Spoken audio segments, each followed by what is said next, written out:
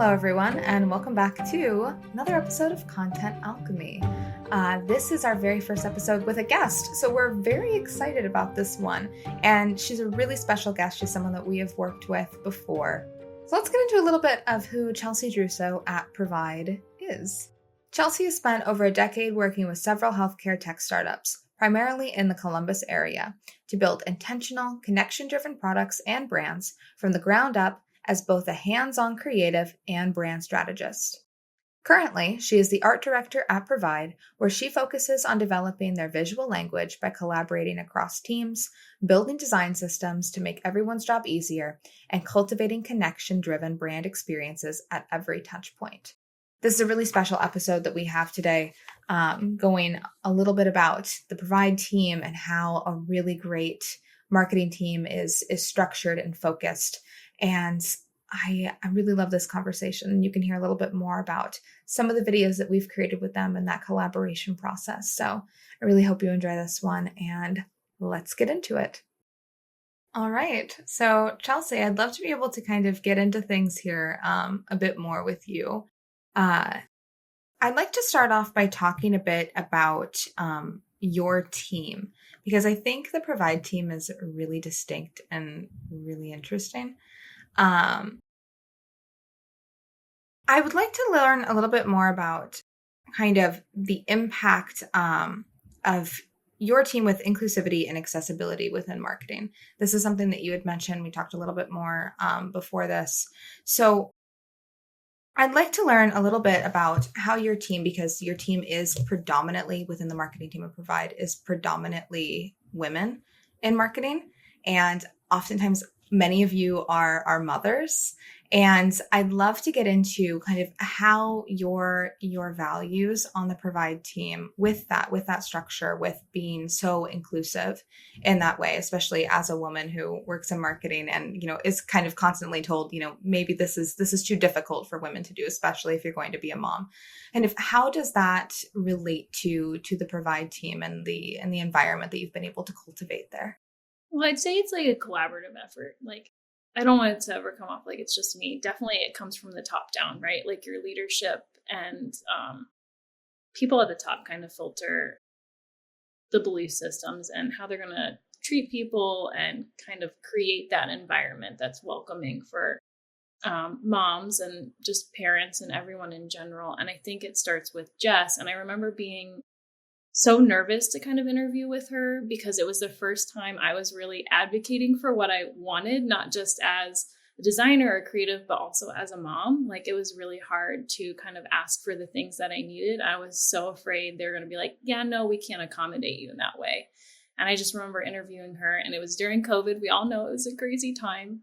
Feels so far away, but so close. And I had both my kids home, and I said, listen, I don't have childcare. We don't feel comfortable having our kids anywhere else but home. I'm going to need flexible work hours. I promise you I will get my work done. It'll be top notch, but it's not going to be that typical 9 to 5 or whatever the typical 8 hours. It's not going to be necessarily sitting at a desk the whole time. If I do meetings, my kids might pop in. Are you comfortable with that? It doesn't mean I'm not listening. It just means I'm multitasking. Are you comfortable if I'm just not constantly on the computer on Slack at all hours of the time? And I remember asking her these things and also interviewing upwards with Andrew, our president. And he's like, of course, like, your family's important. It matters. Like, we want you to create the work environment and schedule you need that's flexible for you. And I just remember being like, oh my gosh, I've never heard this before, like, ever. So it was kind of amazing to have, I guess, that weight lifted off of you, that you didn't have to like shift, like just being a mom, just being like your day-to-day job, creative designer, and like kind of separating them, that they could kind of blend. And it was kind of a beautiful experience during that time because my kids got to see what I do. They got to interact with people when they couldn't really interact with a lot of people. And I think a lot of my best work was produced during that time because my worlds were blended. It's not to say it wasn't stressful, but it was just so nice to see as our team like supporting each other during our needs. And I feel like, my kids have passed the baby stages and now they're on in school and everything. And now we have our second wave of employees that are kind of figuring out their balance. And it's just been so wonderful to see how everyone's like supporting them. They're like, hey, I can't be on today, I have a sick child. And we're like, of course, prioritize that, like come back. And it's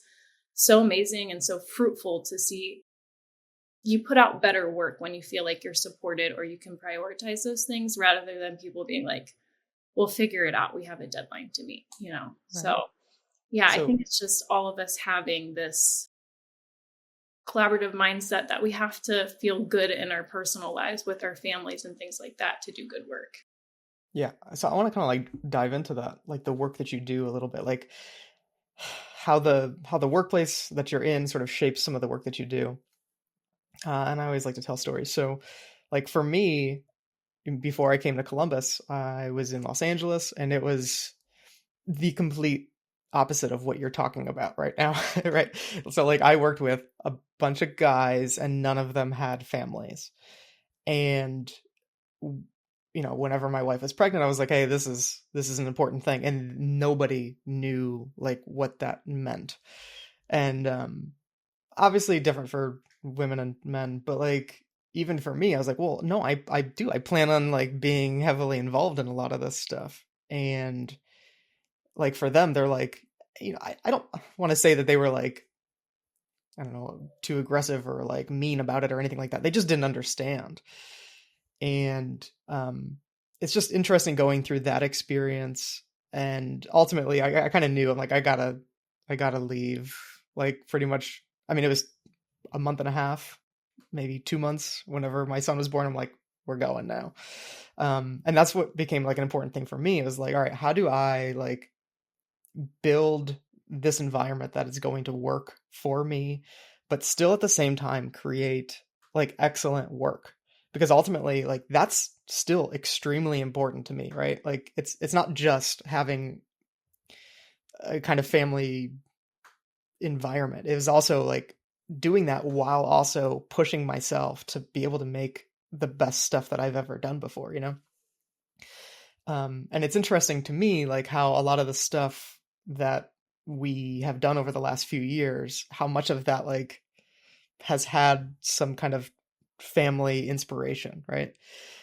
And I'm curious how you feel that works for you all. Like, how does that kind of makeup of your team and just the values in general, how does that impact the work that you are creating?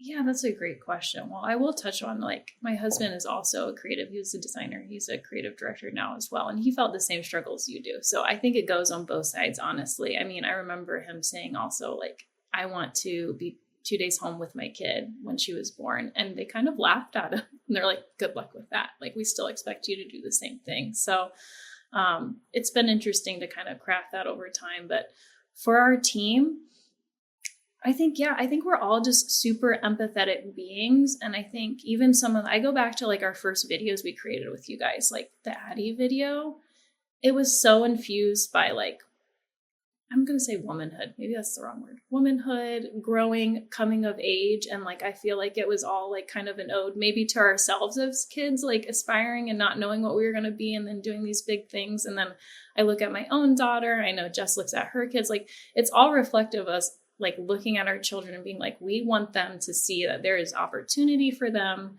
no matter who they are, what they're going through, like seeing themselves in these stories. I think so many times we focus on kind of adulthood and that feeling of like when we're marketing to adults, but we never really market to the inner child. And I feel like a lot of our videos kind of like touch on that, even the Isaac video. I just love that connection of like touching your inner child. And I think that goes back to motherhood, but also just our team in general. I think everyone is really connected with their like inner selves a lot. And I think that just comes out in our marketing.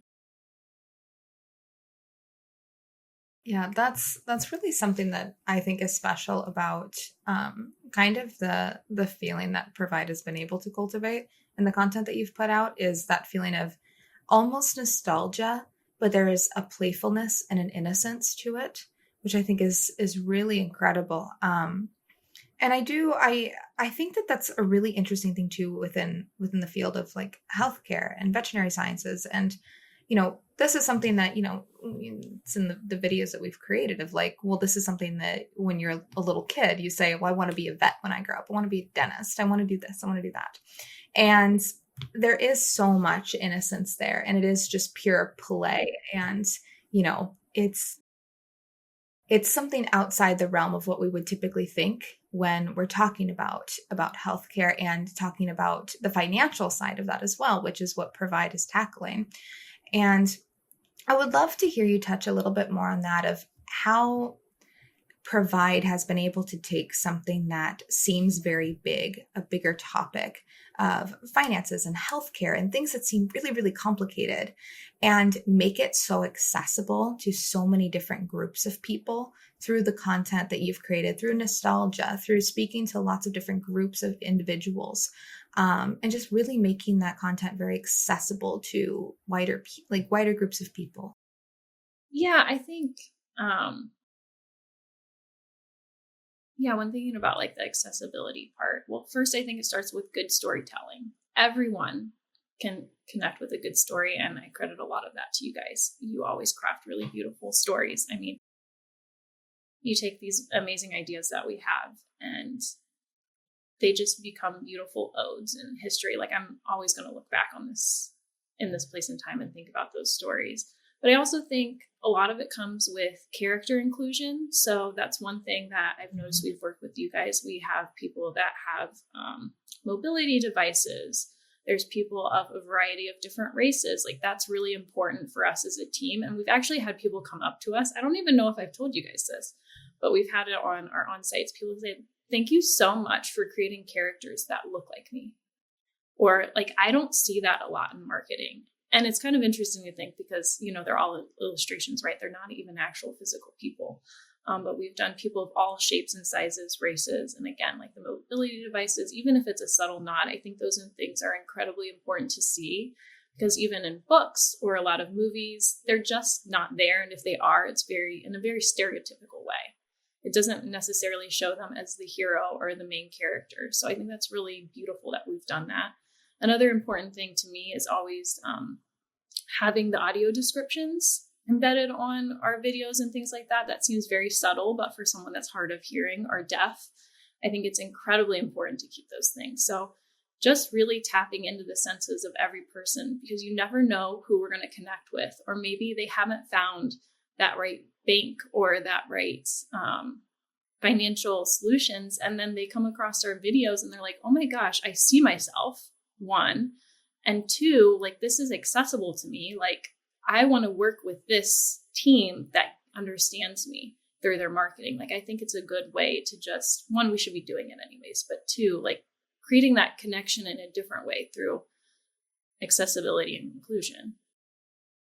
I think that there's it's interesting for me because I remember the first time that I had to like think about that kind of stuff in what I was making, right? So like when I went to college and learning all this stuff when I was a kid, drawing, like I didn't think about that. Everything was me, right? Everything was just what I know directly.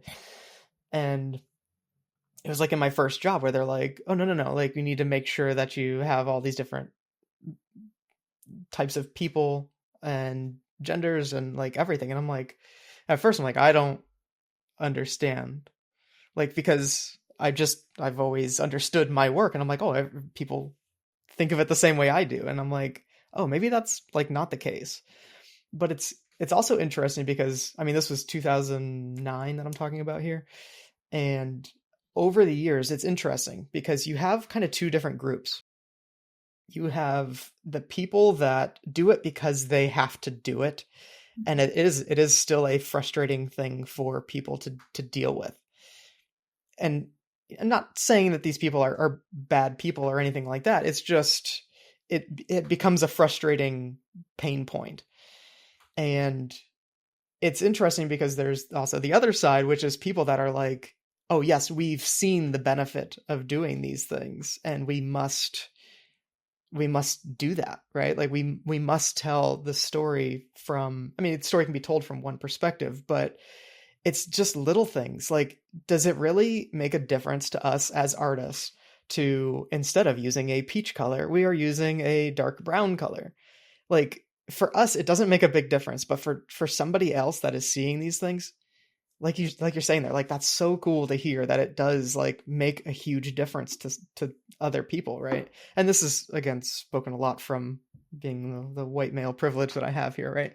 So like it's really cool to be able to do that. And if you can find little ways to delight people, I think that's amazing. There's also over the years, I'll say like there's kind of like what the trend of like the blue people, right? So it's like, okay, well, we don't want to focus on any one group because it's always going to stir the pot and people are always going to be upset. So let's just have blue people. And to me, that's kind of like a variation of kind of the first one that I'm talking about, which is like, all right, there's a pain point. You're trying to come up with this quickest solution to it. And I'm not sure that that's always, I don't know, the right answer for stuff like that. All that to say, no question there at all, but just a little story. I guess what I want to get back to is you talked a little bit about like when you all kind of first came to us, and I remember that the initial ask here was like, hey, we want to tell a story. We want to tell some kind of emotional story.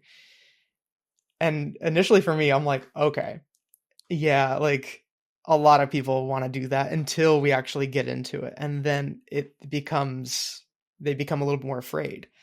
I guess tying back into the stuff that I was talking about before, it's like, okay, are you looking to like make an emotional story on blue people? Because it's just tough to do because we're not really connecting with anyone at that point.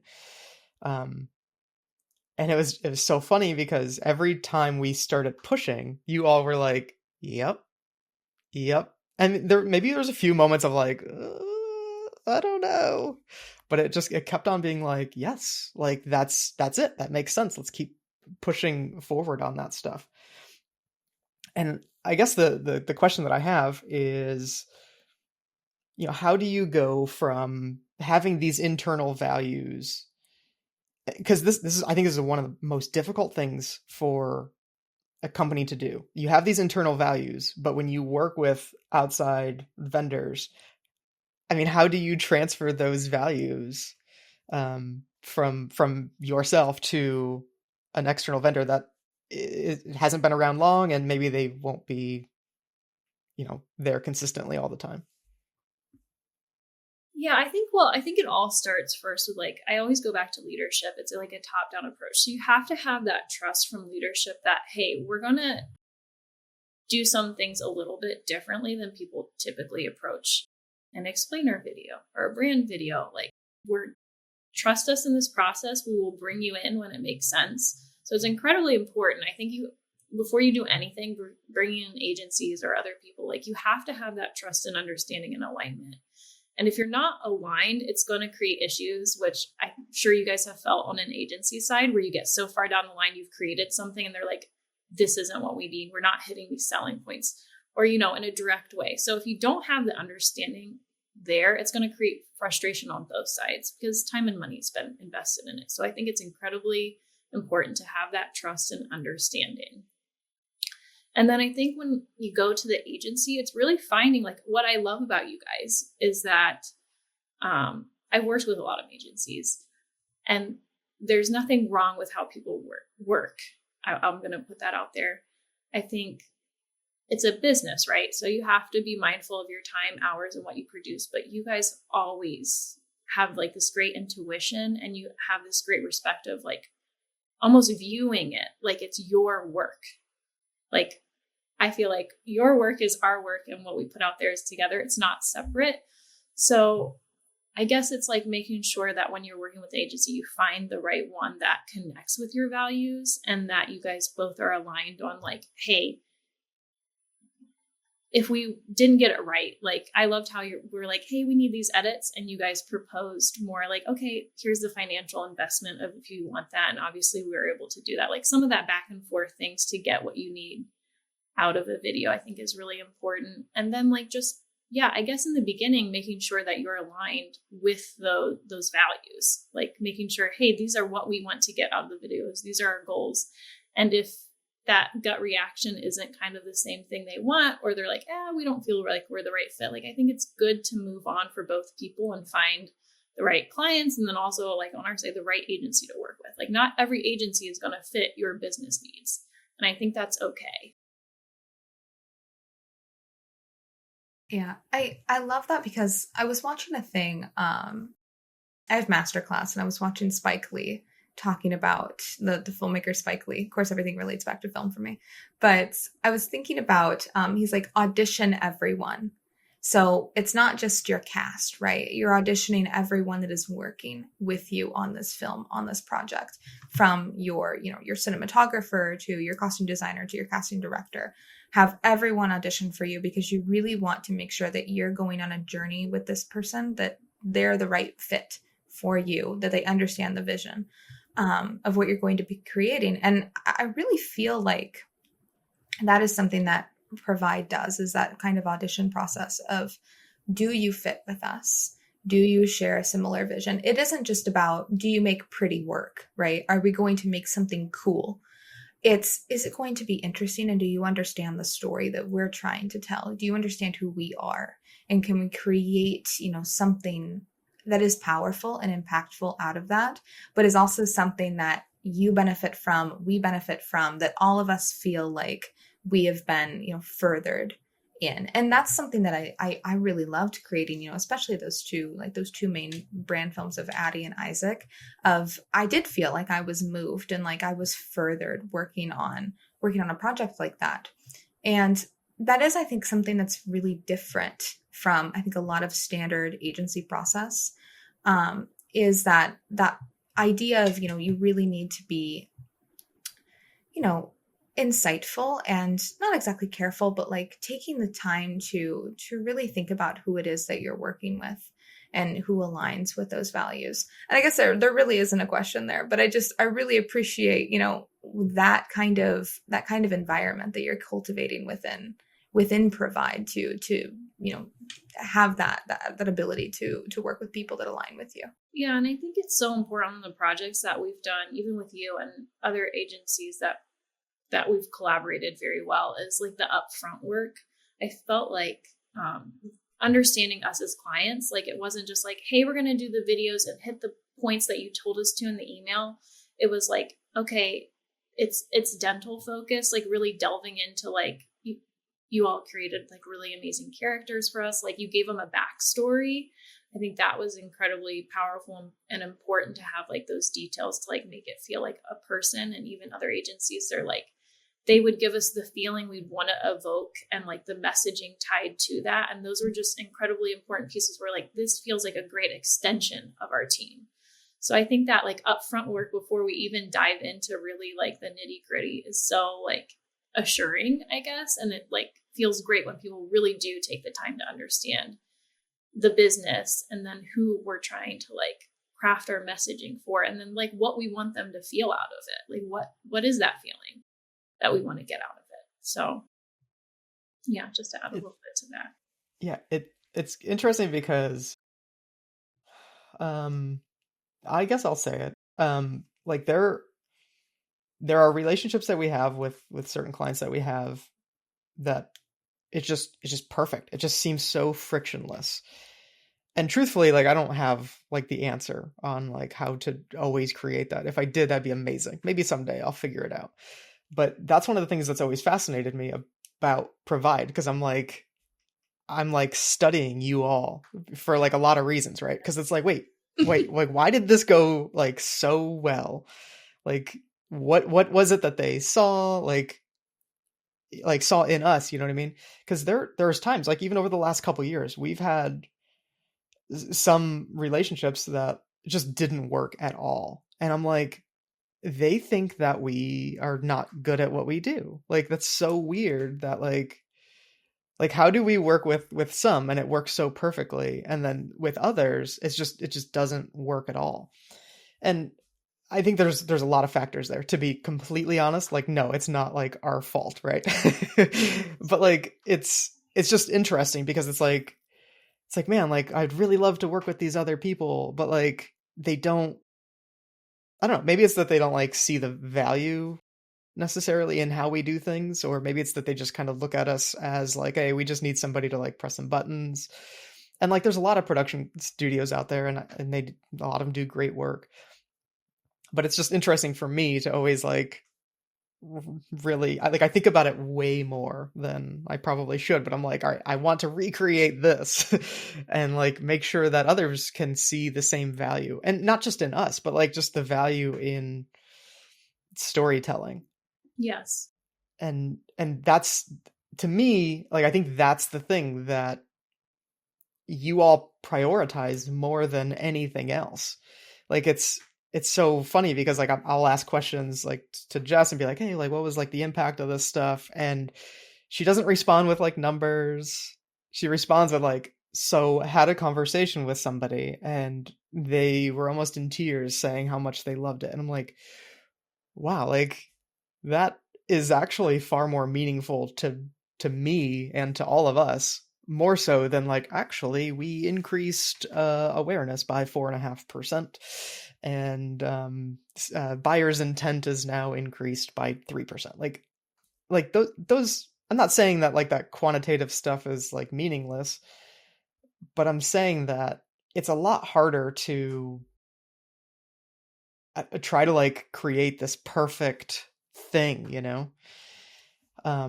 So I guess I'm kind of curious if like you have any like insight to that. Like from my perspective, it does seem like you all care much more about the qualitative of it all, more so than the quantitative. Am I wrong in that? No, you're absolutely right. And like, I think there's, like you said, I think it's a lot of layers, because I thought about this too a lot. I mean, I think it starts with one, you like kind of going back to what I said, you have to, whatever your values are or whatever your like quality, if quality is what you are seeking, you need to find an agency that is going to give you that quality story. Like we went in very much with Jess, Sarah, and I to start. We have many team members, but the core of us, like we just want to make amazing work that tells these stories that people really connect with.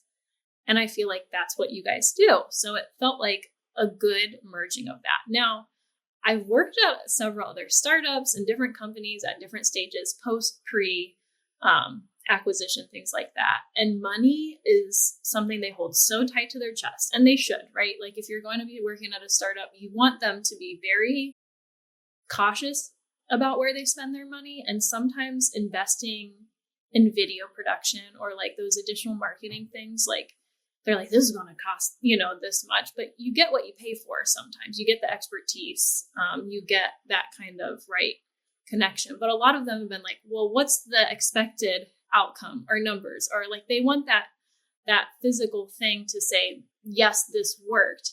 And our belief is if you put out good quality work that connects with people, you're going to get the numbers naturally, instead of starting with, we're going to start with the goal of a number and then kind of like make the messaging to fit how we're going to get to that number, what we think people want to hear. And then hopefully like quality will follow. Like we're starting with quality and connection. And I always talk about like, it's the intangibles of why someone picks a company or a brand or something to follow. It's not necessarily like, oh my gosh, they have the best product. Like a lot of products are probably even keeled when it comes to something.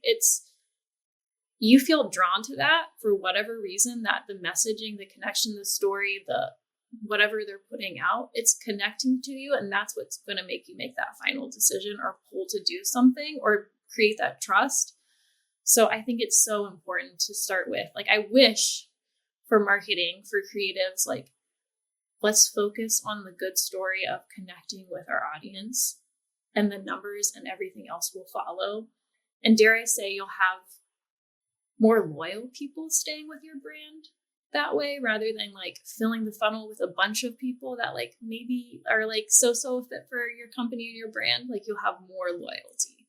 And I think that's important over time too, is that like experience of like keeping customers, keeping people just really believing in what you're providing. And that's something Provide really strides on. Like even after marketing, is people will say, oh my gosh, I want to do more, like expand my business because of you guys. And I feel like I can do it because of you guys, because I have that trust, that loyalty, that someone's going to be there to help me throughout that experience. So I think just in general, beyond our marketing team, we've really like strived to hire the right people to carry out that, like, just again, the business experience that you want to create, not just at the front, but also every stage that someone's interacting with us, even after they become a customer.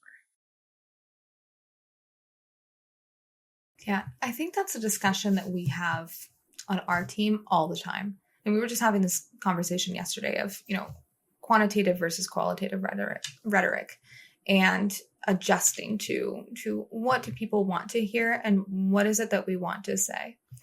And I think it's so fascinating because, there's so many marketing teams, especially right now, where it's like, we're only going to focus on the quantitative, which makes sense because, at the end of the day, we're selling a product, right? The product is supposed to go out to other individuals, and that is an end result. But also another end result is, what is the feeling that we're instilling within these people? Do they trust us? Because anybody can purchase something, anybody can sell a product, but do you trust these people, especially if it's a bigger purchase? Do you trust them? Have you built up a relationship with them? Do you feel like they understand who you are? And it seems very second nature to us especially if you're going in from the perspective of a creative, of course you'd want to build that trust. Of course you'd want to tell a story. But I think there's something really innovative that Provide is doing, thinking in that way from the marketing perspective of, we want to tell a story. We want to have that trust really instilled with people. And I do wonder, is there ever a conversation with your team, or even if you're speaking to other people within marketing, is there ever a conversation that goes around, oh, wow, that is like maybe something that's a little risky? Is that something that you feel comfortable pushing yourself into? Because it is a really different perspective, I think, of let's focus only on these really qualitative results. Is there a conversation that happens with even inside your team or outside the team around that kind of maybe risk-taking perspective? I think for our team, we're all so aligned on the story that it's like, I don't know if that's never ever really an issue. I do remember with the Isaac video, which that was an idea that came from my designer, Cody, which I love, like that he shared this idea, but it was like mixed reviews in the beginning. That was the one time that I can think that like people were like, oh, I don't know. And for anyone that hasn't watched the video, please do. But essentially a dog gets hit by a car and you don't know if he's going to make it. And it's like, when you read the whole idea, it was like, oh my gosh, like, is that something we want to do? It's like, it's not just tapping into like the happy kind of innovative, like feelings that we've went for before, but like almost sadness, like being okay with sadness and like knowing that's something a lot of people connect with. And I remember a few of us were like, oh, I don't know, should we kind of change that before even talking to you guys? And I don't remember who or what. And they're like, I think we just need to move forward with this because I think this is going to do something. It's going to really like send a message. And I can't tell you how many people have connected with that video, but it was scary in the beginning because it's, like anytime you really like hit the uncomfortable feelings with people, it's like, you're going to be like, I don't know if we should do that. Or if like, that's the right tone. But yeah, after that video, we had so many people internally, externally, like coming to us and being like, oh my gosh, because it's connection again, right? Like everyone has lost or had something kind of traumatic. Like your pets are your best friends, or a part of your family that's a piece of trauma. And then something kind of beautiful comes out of it that inspired his whole career and why he does what he does in the end to help animals. And I think that's just such a relatable experience to have something happen to you again as a child that you hold with you, that feeling, but also you take that sadness and create something beautiful with it. And that video was the first time I felt like on our team, we're like, I don't know if that's like a little too much for us, but we were so glad we pushed through it. Yeah. It's so funny that you say a lot of that stuff because so much of this is almost like fundamental stuff when it comes to storytelling. It's conflict. There has to be some kind of conflict in storytelling for it to pull on some heartstrings, right? Otherwise, this is probably like the biggest problem that I see brands do is like, it's just 100% happy the whole time. And like that's fine, but that's to me, that's not really how you create a connection. I guess for me, it's like, okay, like a lot of the stuff that you're saying, I think of two things that are very much related. One is Steve Jobs. And you can listen to a lot of his like talks about marketing. Not a single time does he talk about, okay, so we got to hit these numbers, we got to make sure this ROI is here. Like he was very much focused on the story that is being told. And it's just funny to me how everyone seems to agree that he is one of the smartest people in marketing, but they just gloss over that fact altogether. And they just choose not to believe in it. They think there is a much smarter way to do things. And again, I'm not saying that it's dumb to focus on numbers, but what I'm saying is the story should probably play a bigger role in it. So the other thing that I always think about is Pixar, right? Especially just always being, you know, with our animation background, like Pixar plays a really big role in inspiring stories, right? Like they told and continue to tell some of the most fascinating animated stories that everyone else up until this point thought that, okay, animation is supposed to always be up, right? Everything's supposed to be happy and goofy and Mickey and the whole gang. Anyway, so it's like when they did like what they did with the first few minutes of Up, like man, like they just showed so many different things. Like one, animation can be used the full gamut of emotions. It can be done in an extremely short amount of time too. It's funny, like people forget like how short of a time that opening scene is. And it's enough. Like we see it. We see the good times, we see the bad times, and we see that loss, and all of us relate to it, and all of us shed at least a little bit of a tear there. Now, obviously for a brand, it doesn't make sense to just kill everyone off. But like just Game of Thrones style. Just, but I don't know. I think that's one of the most fascinating things and usage when it comes to animation. And I guess overall, just kind of like wrapping some of this stuff up, like I'm very appreciative that you all understood the value and let us take a chance on making something that a lot of people would be afraid to make. And not just that, but like taking it's just a really cool partnership where we're constantly pushing each other to kind of take things even farther. And it's just a really cool relationship that I've never seen before. So I guess the last and final question I have, unless you have one, Shelby, do you have a final question that you want to ask? If you've got one, go for it. All right, it's a softball, right? Okay. What is? I feel like I already know the answer to this, but I want to ask it anyway. What has been your favorite project that you worked on at Provide? There's been so many goodies. I mean, definitely, I always go back to my favorite, like, what will I never forget in my career or like my tenure at like Provide, and definitely our brand videos. Like one, I love that first Addie video, but Isaac has to be my favorite for a number of reasons. But one, that was not my idea. That was the first time a creative on my team proposed this idea, and I got to watch that person, like Cody, like bring that to life. And that was like such a beautiful new experience for me. And it was amazing. And it's just like also like proof as you go, like other people can have better, they're going to have better, bring in people that have better ideas, cultivate them, let them have their voice and kind of elevate them, because it's just so beautiful to have other people, other creatives, I guess, showcase and shine. And I think I will always look back on that and be like, man, that was such a special video, but also a special time to just see someone else on our team shine and like tell their story, tell the story that they wanted to elevate. And then obviously, we love working with you guys. And I hope, on a random note of that, when we were talking about, I hope more marketing people get this idea of let's lead creatively. Let's start leading creatively. We don't have to solve all the problems and the solutions with numbers or this thing. Like let's start telling good stories. Let's start tapping into resources and people that can help us create that connection. And we're going to get the numbers. I guarantee you will hit whatever numbers and goals if you focus on the quality and the story and the connection of who you're trying to speak to. Yeah, I love that. Thanks so much, Chelsea, for taking the time to go through all this stuff. No, thank you all. It's like such an honor. I love talking. We don't get to do this enough.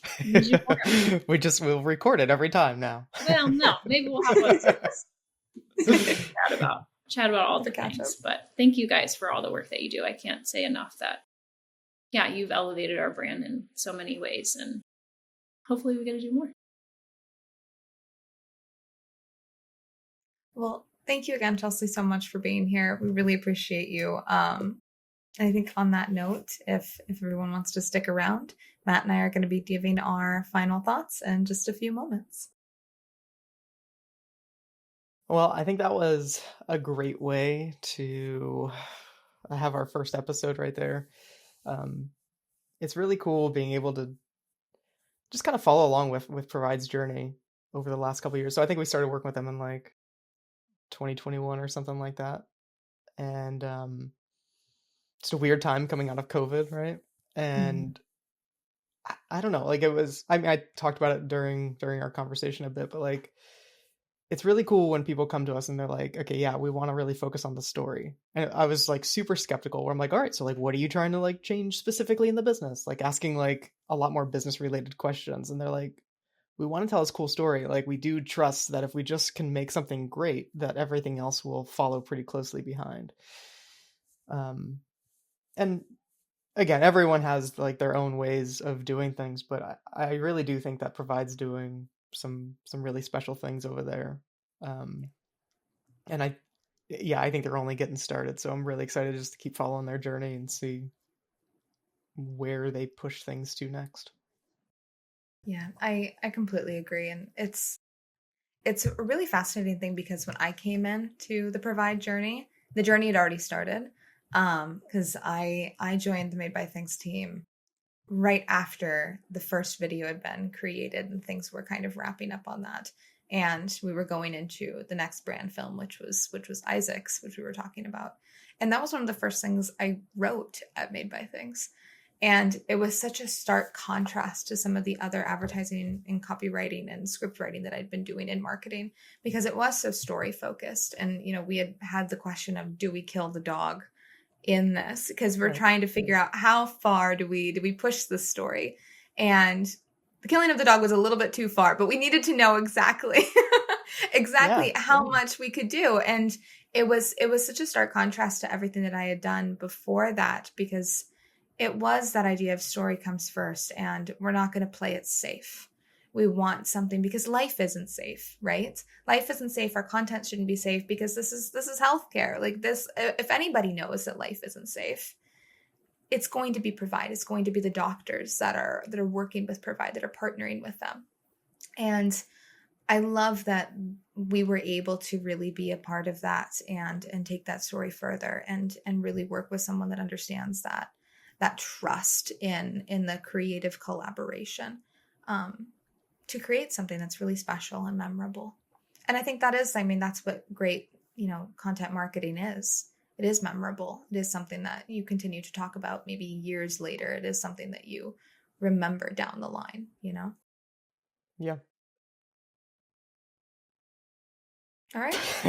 Well, that's all I got. That's all we got. So tune in again next week for the next episode of Content Alchemy. I think we're going to have a lot of fun on this show, and already I'm feeling really good about the guests that we have on. We have some really cool guests coming up too, even beyond Chelsea. So I think we've got a lot of cool people lined up. So I look forward to having you all listen in next week.